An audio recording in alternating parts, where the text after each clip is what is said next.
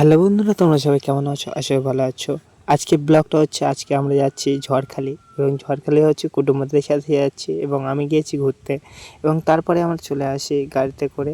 এবং আগের যে রাস্তাটা ছিল সেটা অত্যন্ত খারাপ। তারপরে আমরা ঝড়খালি গেটটা পার হই, এবং পার হয়ে গাড়িটাকে সাইড করে রেখে দিয়ে তারপরে আমরা চলে আসি বাজারে। এখানে মূলত বাজারে তোমরা খাওয়া দাওয়া থেকে সবই ব্যবস্থা এখানে পেয়ে যাবে, এবং নানা রকম জিনিসপত্র আছে যেটা তোমরা এখান থেকে কিনতে পারো। এবং তারপরে বাজারটা টপকে আমরা চলে যাই জেটিঘাটার উদ্দেশ্যে। এবং আগের যে জেটিঘাটাটা ছিল সেটা অত্যন্ত পুরাতন হয়ে গেছে বাঁশের, এখন নতুন জেটিঘাটা হয়েছে এবং খুবই সুন্দর লাগছিল। এবং শীতকালে ওয়েদার নভেম্বর মাস পড়ে গেছে, এবং এখন তো টুরিস্টরা প্রায়ই ঘুরতে আসবে, এবং খুবই সুন্দর সুন্দর জায়গা এখানে আছে দেখার জন্য। এবং তারপরে আমরা চলে যাই ফেরিঘাটের সামনের দিক উদ্দেশ্য করে, এবং খুবই সুন্দর লাগছিল যেহেতু রোদ মাথার সামনে উঠে এসেছিলো এবং প্রাকৃতিক সৌন্দর্য অপূর্ব লাগছিল। এবং যে ঘুরতে যাওয়ার মজাটাই, এটা হচ্ছে আলাদা একটা আনন্দকর বিষয়, যেটা সবার মনে থাকে এবং মনের মধ্যে একটা আলাদা আনন্দ কাজ করে। তারপরে আমরা চলে যাই ফেরিঘাটের সামনের দিক, এবং সামনের দিক যে এত অপূরূপ দৃশ্য দেখবো সেটা আমরা আশা করে ভাবতে পারিনি। এবং এবং তারপরে যে পুরাতন ফেরিঘাট আছে, ফেরিঘাটের সামনের দিক আমরা চলে যাচ্ছিলাম, এবং খুবই সুন্দর লাগছিল অপরূপ দৃশ্য দেখার জন্য। এবং এই যে নদীর মোহনা জলের মতো স্রোত বেয়ে চলেছে, এবং যে অপূর্ব একটা দৃশ্য, সেটা বলা আর বাইরে। এবং তারপরে আমরা সবাই মিলে খুবই আনন্দ করছিলাম, যেহেতু কাকা কাকি এবং ঠাকুর দা এবং পিসিমশাই সবাই আছে, এবং খুবই ভালো লাগছিল।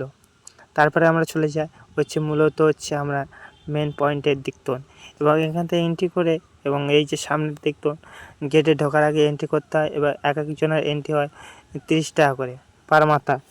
এবং তোমরা এখানে প্রায় প্রাকৃতিক দিক থেকে টাইগার দেখতে পাবে, এবং এই যে সবার আগে যে আমাদের টাইগার, এবং এইটা খুবই সুন্দর লাগছিল।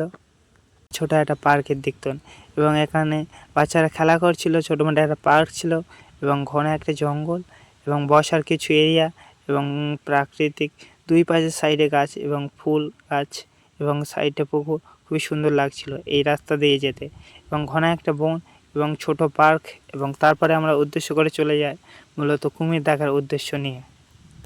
এবং এসে দেখি একটা কুমির ডাঙার দেখতাম শুয়ে আছে এবং তাঁত পোয়াচ্ছে, এবং খুবই সুন্দর লাগছিল। কুমিরটা ডাঙার দেখতাম শুয়ে আছে, তাঁত পোয়াচ্ছে, এবং এরা শীতকালে সকালে 1-2 ঘন্টা করে, এবং এরকমই শুয়ে থাকে টানা 1 ঘন্টা। এবং তারপরে আমরা মূলত চলে আসি বাঘ দেখার উদ্দেশ্য করে, এবং প্রথমে বাঘের আওয়াজ শুনতে পাইনি, এবং তারপরে একটা কাকিমা বলে বাঘের গর্জন শুনতে পেয়েছি, এবং তারপরে ছুটে ছুটে চলে যায় বাঘ দেখার উদ্দেশ্যে।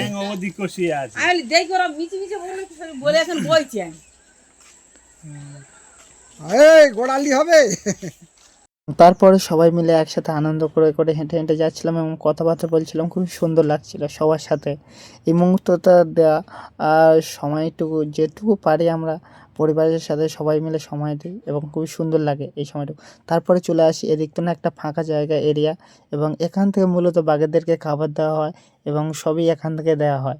খাবার দেওয়ার জন্য প্রতিনিয়ত লোক রাখা হয়েছে।